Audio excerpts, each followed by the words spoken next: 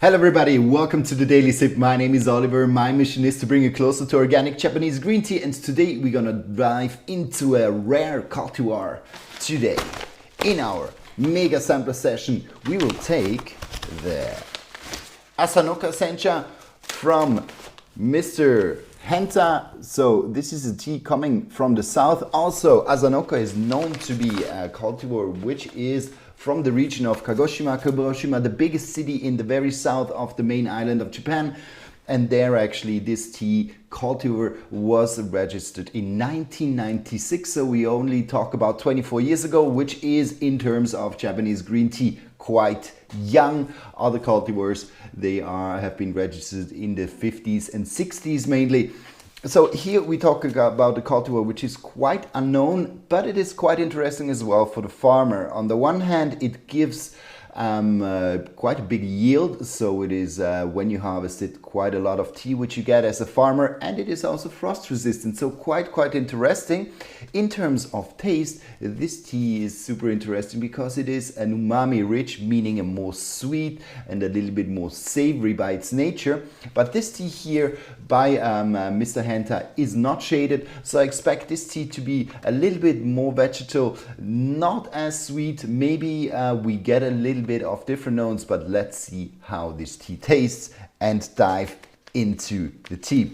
Asanoka is actually also a crossbreed between the Yabukita and the Chinese cultivar Hiramisu. It is said that it is coming, or the Hiramisu is mainly cultivated in a region where gunpowder is very strong. So actually it is not really clear where Hiramisu is from.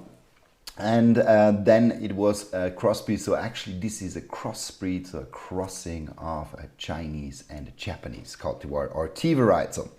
Good. When we have a look at the leaf, so this is nasamushi, so it's a lightly steamed tea, quite some bigger leaves. It's a little bit brittle, but this is a little bit the style as well from Mr. Henta.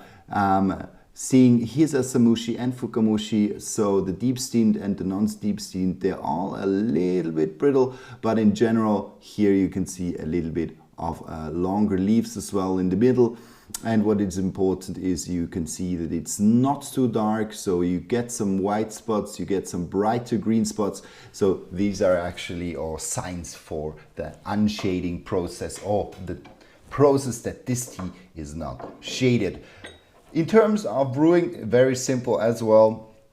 We go for 1 minute here with this cultivar. We brewed the water to 70 degrees Celsius, so around 155 Fahrenheit, and we just gonna leave it in and let it sit. This cultivar, it is mainly cultivated in the south, as I said before, so it's a southern cultivar. Also the south is a little bit more broad in its choice and it is proposition of different cultivars. Meanwhile in Shizuoka, the focus is really given on Yabukita, a frost-resistant cultivar. There we talk about 97%. Here in the south there's still 60% Yabukita, but the other kind of part of different cultivars is around 40%. And this is quite interesting. As you go to the south, you get much more different varietals, mixed blends together, or varietals which are finally really different in its taste profile and not only coming from Yabukita. Good. So now we're gonna hop into the first brewing of this one here. Now I'm curious. Good.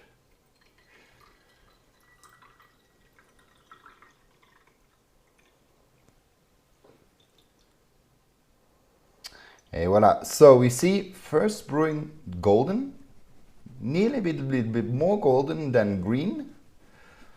So I expect the second one to be a little bit greener, but this is normal or more normal. When you talk about the nasamushi, fukamushi, they often give already a nice green color in the first brewing. Here we can see it's a nice golden color of the liquor. So let's dive into the first brewing of this tea.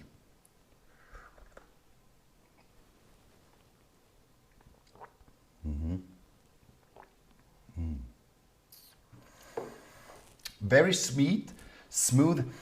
And what I always get with Asanoka when I try it is that there's always this underlying a little bit cereal note.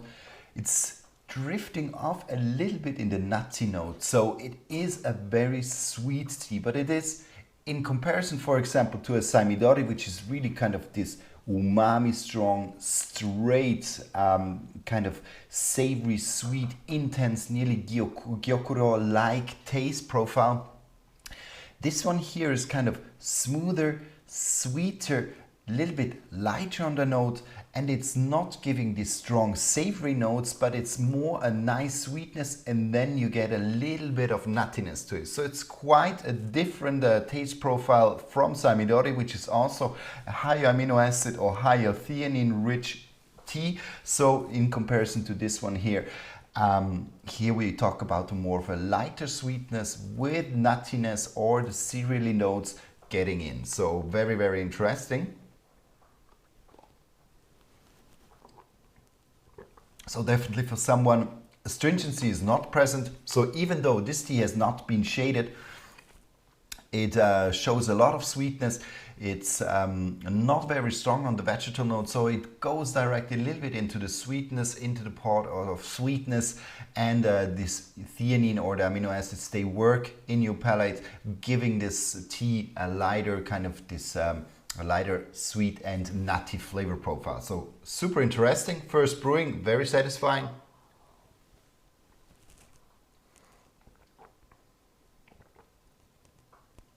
If I go a little bit further, yeah, I really get walnut. It's actually something I get. I get a slight cereally note, but not as kind of when you're drinking, for example, a stem tea, you get a little bit the cereally minerally note, which is quite strong. Here we have really a kind of a soft, sweet. If there's a cereally note, it's really soft and sweet, but it's much more nutty than cereally. Good. So let's go in the second one. Here only 20 seconds, so we're gonna use a little bit less of water, and we're gonna just do it for 20 seconds, and then we're gonna pour it. Good. So now we can see it already turns a little bit more green, but still not as intense as a Fukamushi. So a deep steam tea, they get much greener, much stronger. Here we are still on a light green color mixed with a little bit of golden. But due to the fact that the tea leaves are a little bit brittle from Mr. Henta, you always get a more green tea, a more greener tea, as when you do it, for example, or you have a sencha with longer needles, and then the color should stay really on this golden side. So, second brewing.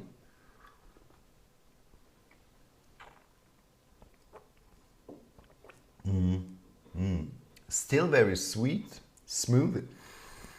It is a tea that shows a much lighter taste profile. So I would say if you're entering into the kind of space of Japanese green tea and you're looking for the typical note of Japanese green tea, you will definitely get it with this one here.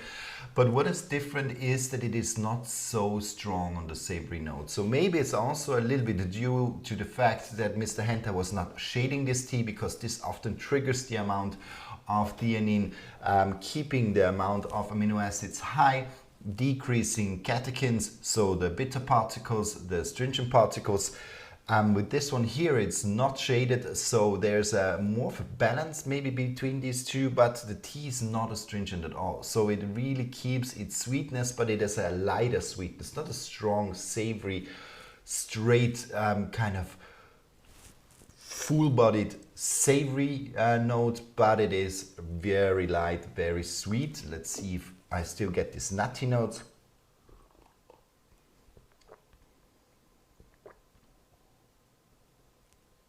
The nutty notes, they move a little bit away. It becomes a little bit fresher in the second brewing, so there's a little bit of a sweetness mixed with a freshness. So this is quite interesting. Also, the tea really seems to be more balanced between this freshness and the sweetness, so it's not so kind of strong on also maybe on sugary notes anymore, but it's much more balanced now in the second brewing. there is now, after drinking it, there's a little bit of astringency there. So this freshness, a little bit citrusy note, they come out, but it's still very weak. So it is very smooth. It is very kind of has a nice soft sweetness, but there's just a little bit more of a refreshing part showing itself now with the tea. So this second brewing also very a big delight for me as well. Drinking it gives really a little bit this smoother taste profile mixed with this freshness. So it's kind of waking me slowly up now on this Sunday morning.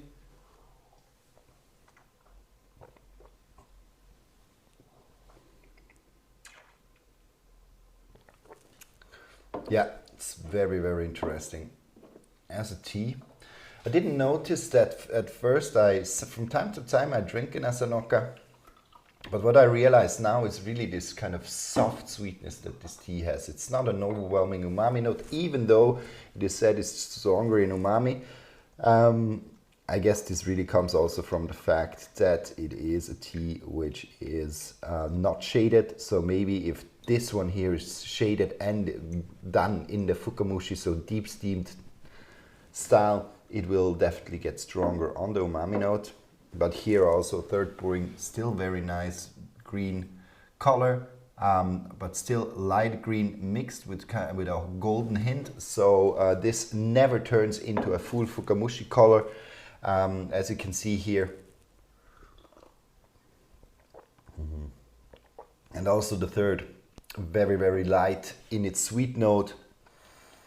There's a little bit more of sugary notes coming out, but this is often when I get to the third brewing, there's just a hint of more sweetness, a little bit more of a kind of a lighter sweetness note.